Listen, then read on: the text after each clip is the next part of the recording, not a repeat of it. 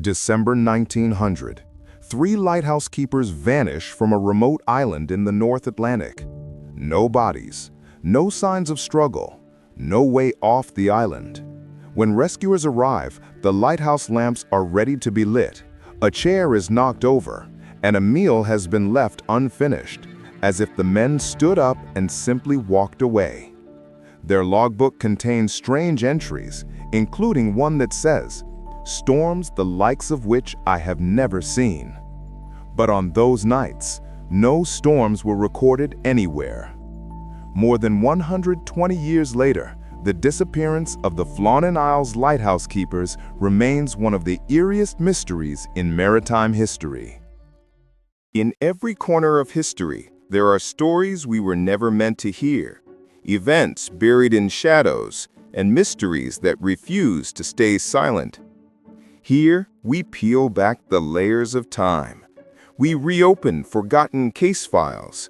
We search the cracks where truth and legend collide. Welcome to the Unseen Files, where the past whispers and we listen.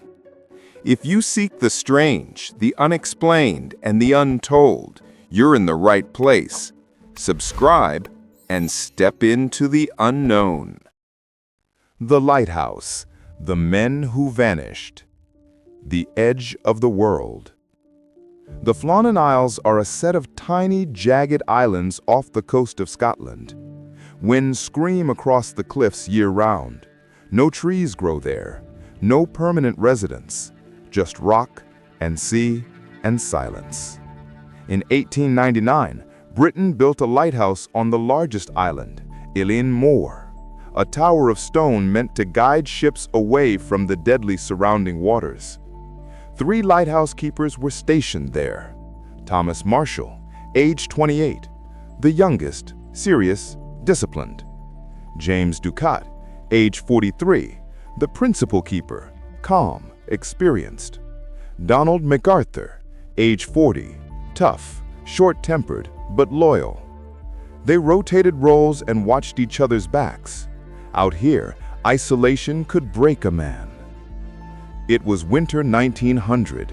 The days were short, the ocean was violent, and the island was nearly unreachable. The final days.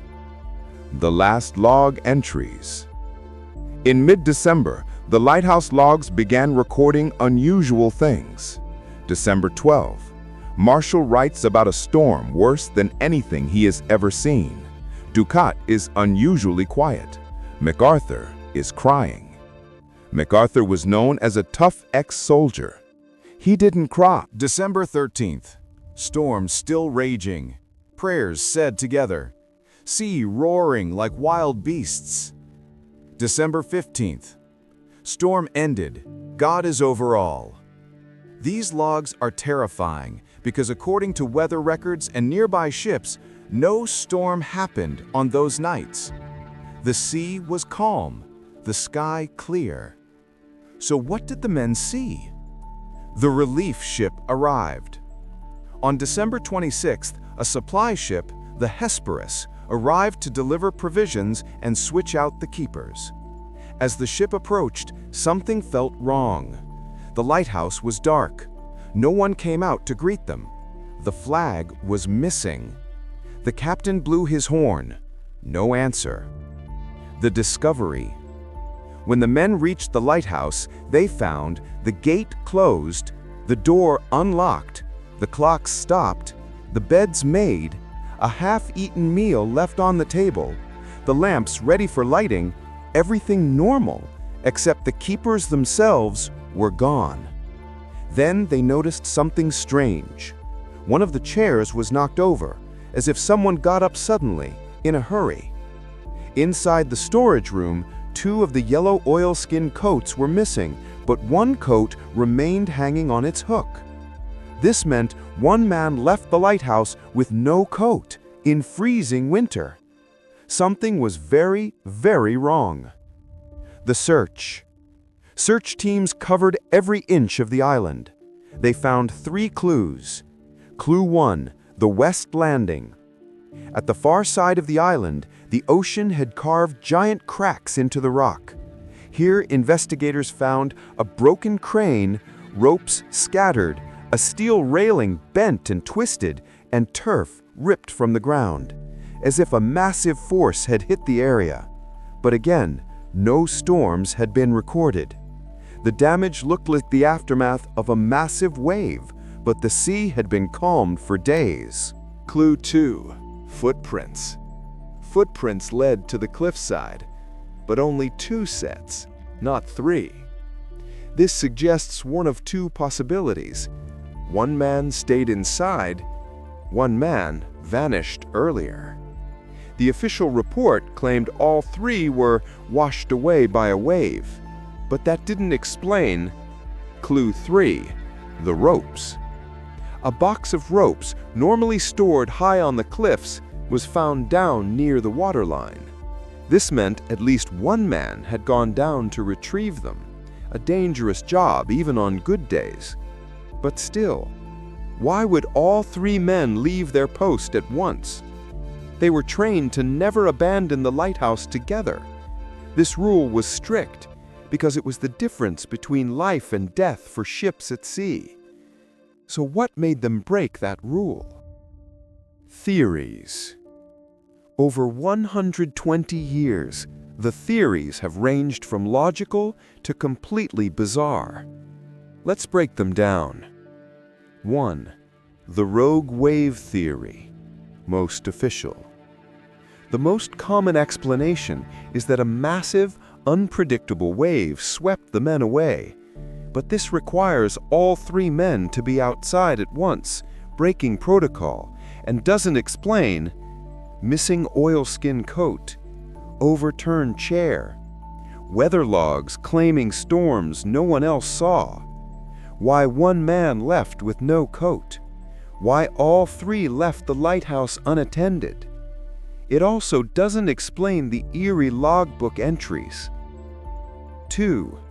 The psychological breakdown theory. Some suggest isolation drove one keeper mad, but their diaries didn't show mental decline, only fear. And even if one man snapped, why would the others follow him out into the freezing dark? 3. The foreign ship theory. Some writers suggested they were taken by a foreign vessel, but the lighthouse log recorded no unknown ships, and the island was too dangerous to approach casually. 4. The foghorn theory. One theory says the mechanical foghorn malfunctioned, causing intense vibrations that induced panic. But the logs mentioned storms, not sound, and this still doesn't explain why they went outside. 5. The supernatural theory. Because of the eerie logbook entries referencing storms that didn't exist, some locals believed the men witnessed something supernatural. Strange lights, a sea creature, a wave that wasn't a wave, a sound that drove them mad. But there's no evidence for these, just speculation. 6. The most likely theory. Modern experts. Here's what modern investigators believe. A rope storage box blew into the sea or got dislodged. 2 men went down to secure it. The weather turned suddenly, rare but possible. A freak wave struck the cliff. One man panicked and ran outside without his coat. He got too close to the edge. Another wave hit. All 3 were swept into the dark Atlantic. Their bodies are never found.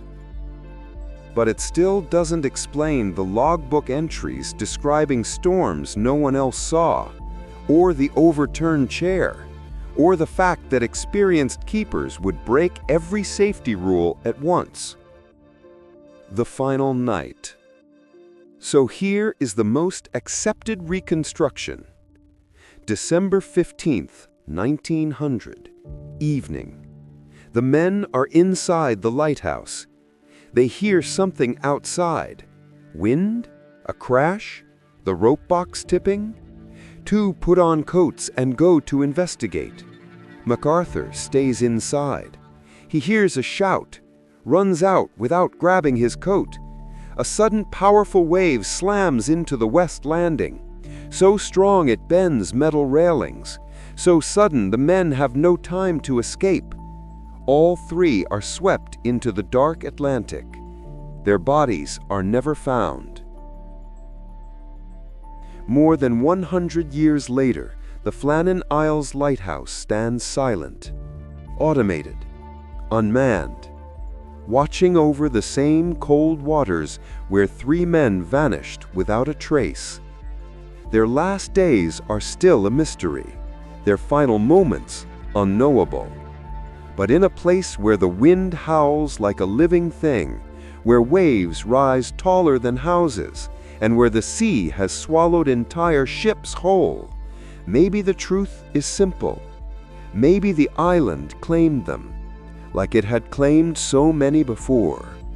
And maybe, just maybe, the lighthouse keepers never truly left. Title card: The Flannan Isles, Unsolved.